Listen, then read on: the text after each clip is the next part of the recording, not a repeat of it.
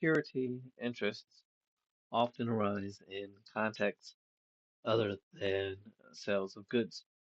A bank, for example, might agree to extend credit to a borrower if only if it can obtain a security interest in the borrower's personal property.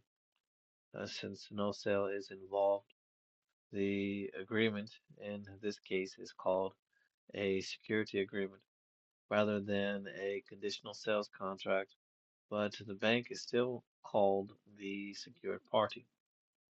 In either case, the seller or lender is required to give public notice of her security interest by filing a financial statement with the appropriate governmental office or offices. This document tells the world of the existence of the security interest. Sometimes a security agreement can cover the same goods as a conditional sales contract, but when the borrower slash, but when the borrower slash buyer goes bankrupt, the bank and the seller both want the goods. Who wins depends on which agreement was executed first, who filed the necessary financing statements first, and a few other factors. These were the circumstances of the following case. Kane v. Country Club Delicatessen of Saybrook Incorporated, superscript 3, which reads 25 con dot sub dot 327 comma 203 a dot 2d 441 open super dot ct dot 1964 close. Back to the text.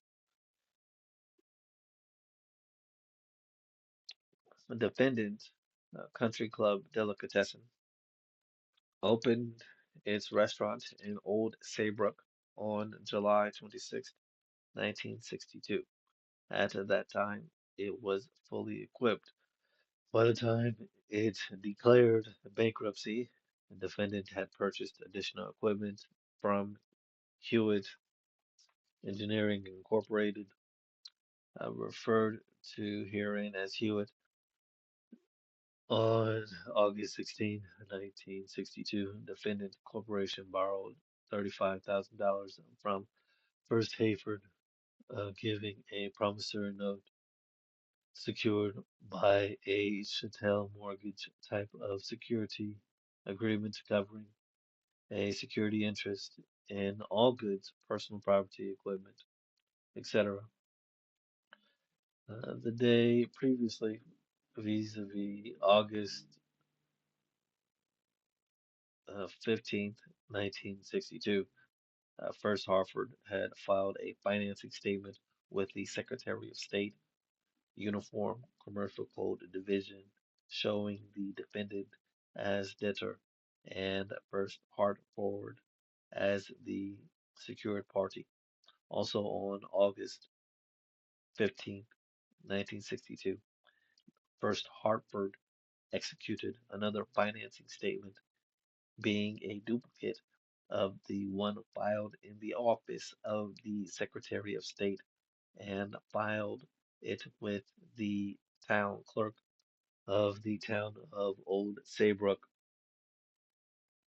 On August 30th, 1962, Defendant Corporation and Hewitt Engineering Incorporated executed a conditional sale con- contract covering property sold by Hewitt to defendant. Some of this property is expressly mentioned in the financing statement and security agreement of the defendant with First Hartford above mentioned. On August 30th, 1962, a financing statement was filed with the town clerk of the town of Old Saybrook, showing Hewitt Engineering Incorporated as the secured party and General Electric as assignee of Hewitt and Defendant Corporation as debtor.